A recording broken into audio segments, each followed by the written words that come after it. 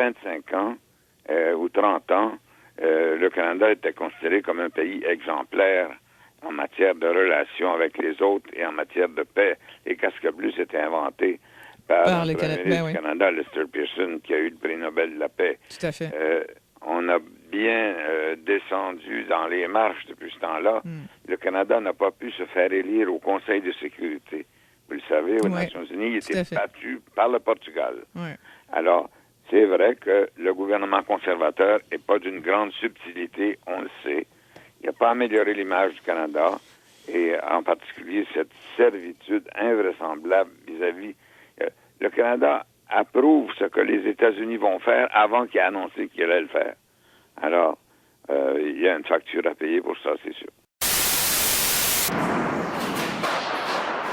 Vers 9h52, le service de police d'Ottawa a reçu multiples appels de 911 concernant une fusillade à la Sénateur.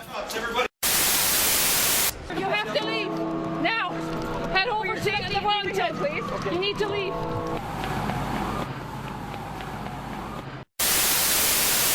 Mais les événements de cette semaine nous rappellent tristement que le Canada n'est pas à l'abri des attaques, des types d'attaques que nous avons vus ailleurs dans le monde.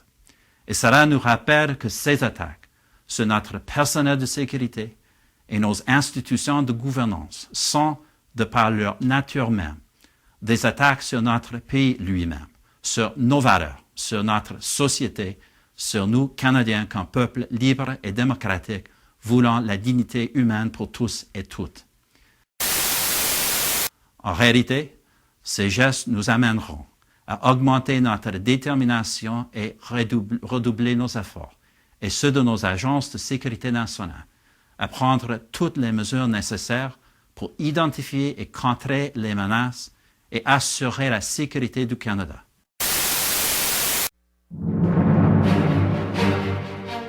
Cette semaine, à l'émission L'Arbitre, un petit monsieur accuse un grand monsieur de problèmes d'éthique dans la course à la chefferie du Parti québécois. Jean-François Lisée réclame que son adversaire, Pierre-Carl Péladeau, vende les actions qu'il possède dans une grande compagnie de communication ou quitte la course à la chefferie. Ce à quoi Pierre-Carl aurait répondu « Sniff mes foufounes, Lisée ». Les deux hommes ne s'entendent pas du tout sur le problème. Ils ont donc fait appel à l'arbitre.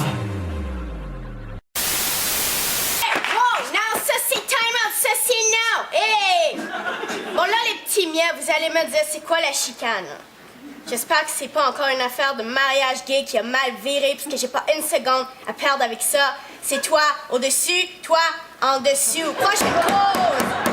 Non, c'est pas ça, mademoiselle, votre honneur. Le problème, là, c'est que mon collègue ici présent... Hey, time wow! Vous dites que c'est votre collègue. Vous êtes dans la même équipe et tu le poursuivez en cours. Ben, c'est exact, votre honneur. Vous êtes ce qu'on pourrait appeler un mange-marde. C'est ce qu'on dit, votre honneur. OK, tu peux poursuivre.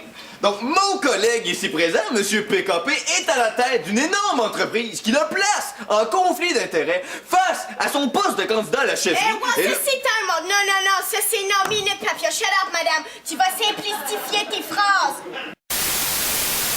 Monsieur le Président, il y a 10 jours, étaient publiées les données sur l'emploi pour le mois de septembre. Malheureusement, l'effet libéral se poursuit. On constate l'effondrement de l'emploi continu au Québec. On perd encore des emplois, mais particulièrement à temps plein, moins 2800, pendant qu'au Canada, au même moment, il s'en crée près de 70 000. Depuis l'arrivée du gouvernement libéral, c'est 52 000 emplois à temps plein qui ont été perdus, une tragédie.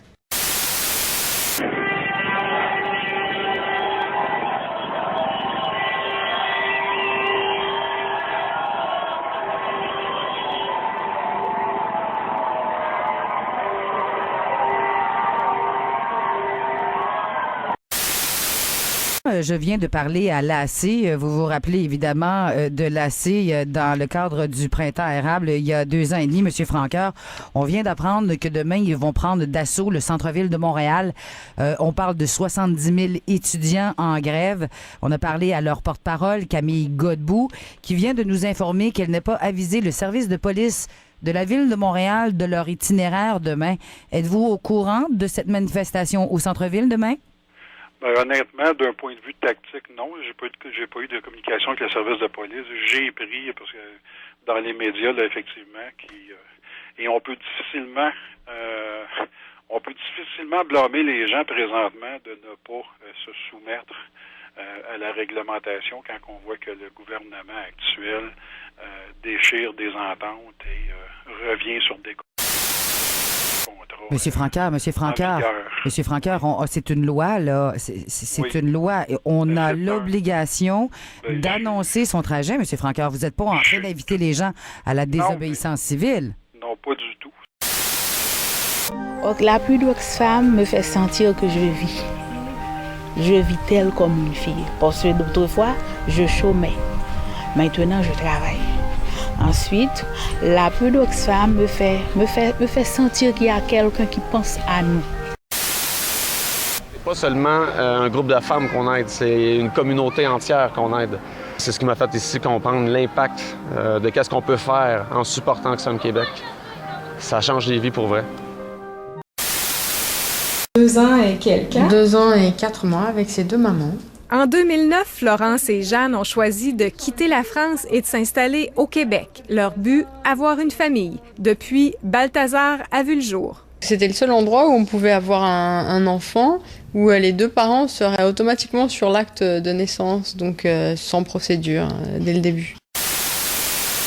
C'est comme arrêter toute évolution. Je peux pas comprendre. J'ai trouvé que c'était une sortie saine presque parce que ça venait vraiment la chercher, puis elle a réagi avec son cœur, puis je pense qu'elle s'attendait pas à ce qu'on puisse encore entendre un tel discours en 2014. Je trouve dommage qu'une personne avec des idées aussi réactionnaires ait autant de place dans les médias, à la télévision, parce que malheureusement il a un public. Et ça fait pas progresser. Une réaction partagée par les militants pour les droits des gays. On est dans la polémie. Je pense pas que ce soit une façon saine et simple d'aborder les questions qui concernent la diversité sexuelle. Ce qui est intéressant, c'est de voir qu'il y a une résistance ferme. Mais aussi par les gens dans la rue. Elle a été bonne. Je trouve qu'elle a bien gardé son calme. Là. Elle a vraiment été calme. Je pense qu'elle représentait quand même bien les idées du Québec. Les propos de ce journaliste-là français n'avaient aucun bon sens. Même si Florence et Jeanne reconnaissent que la vie est plus facile pour leur petite famille ici, elles savent qu'il reste encore du travail à faire.